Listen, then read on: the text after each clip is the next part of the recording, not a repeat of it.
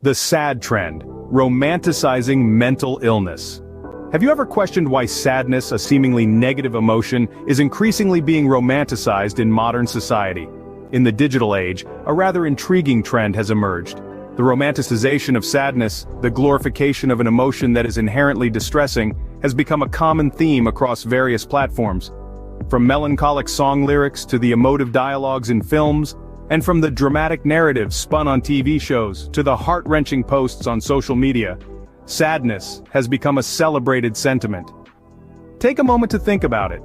We've all seen those poignant quotes on Instagram or the heartbroken characters in Netflix dramas. How about the sad love songs that we can't help but relate to? This trend is particularly noticeable among young adults, those who are in the thick of forming their identities and navigating complex emotions.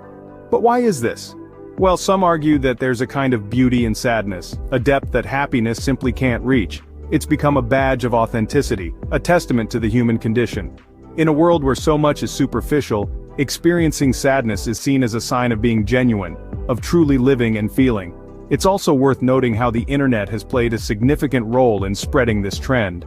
A character named Butters, from the popular show South Park, beautifully articulated this perspective, suggesting that there is beauty in sadness and that it can lead to personal growth.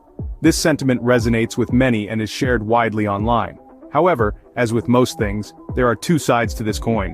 While acknowledging our emotions, including sadness, is crucial for mental health, there's a thin line between acceptance and glorification. The romanticization of sadness and mental illness on social media platforms, for instance, can distort the reality of these struggles and perpetuate harmful stereotypes. It's a fascinating phenomenon, isn't it? But we must question, at what cost does this romanticization come? Mental illnesses are not trends, they are realities that millions of people around the world grapple with every day. These are not mere passing clouds of sadness, but a storm that rages on, often unseen, in the minds of those afflicted. Mental illnesses are complex, multifaceted, and often misunderstood. They are not a choice nor a fashion statement.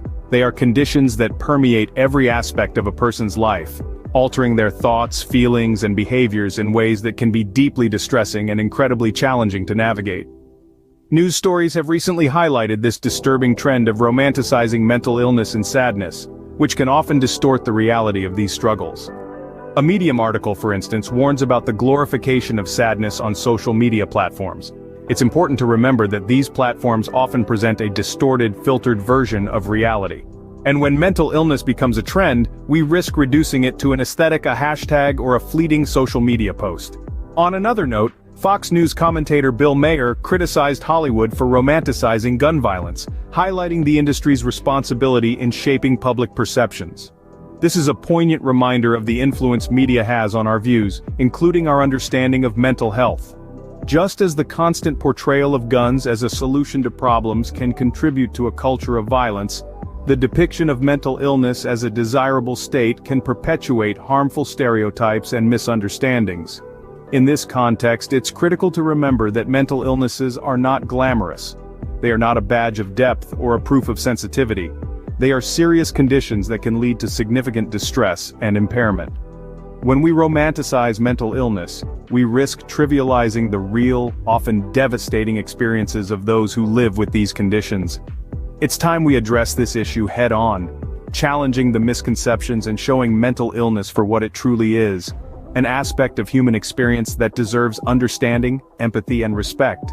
So, what's the harm in romanticizing sadness and mental illness? Isn't it just a way of coping, you might ask?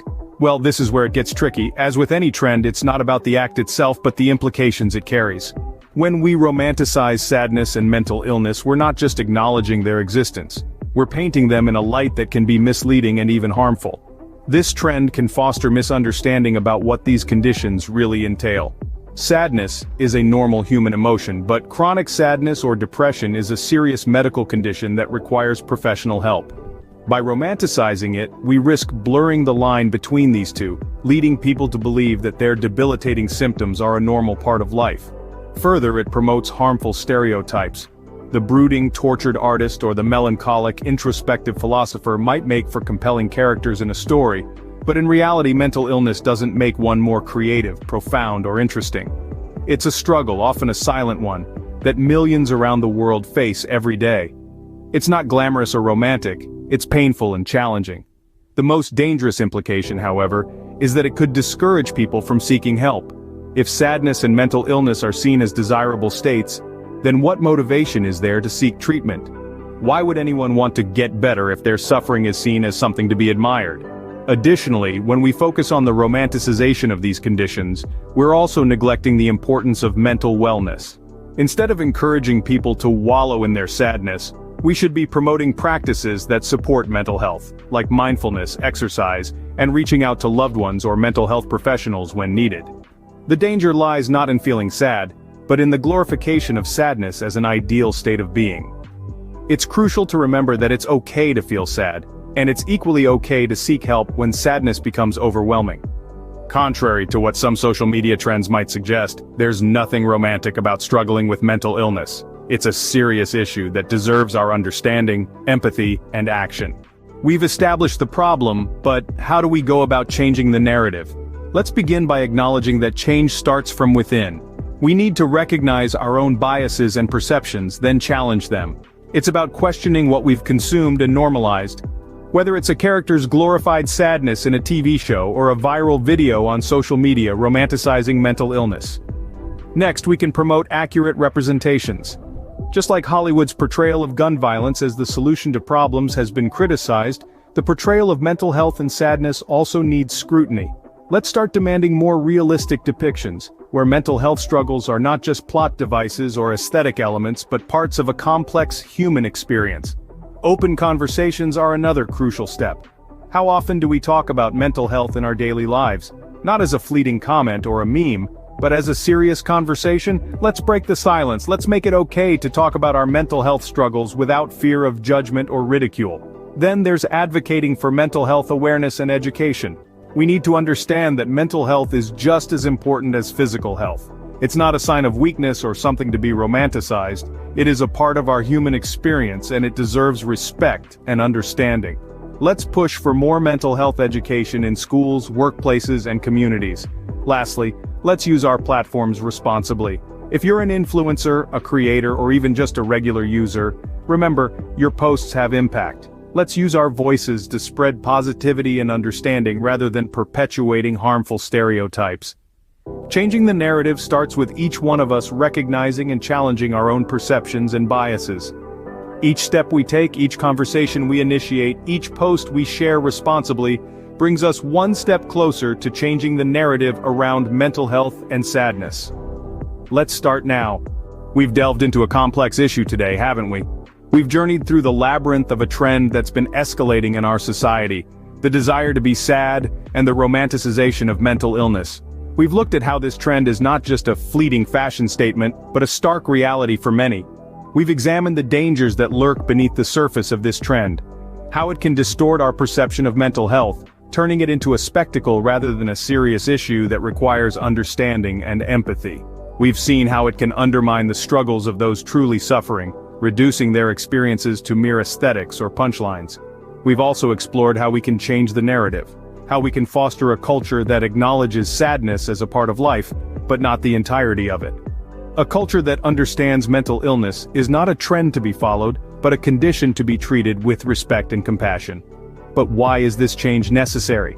Because romanticizing mental illness and sadness is not just harmful, it's dangerous.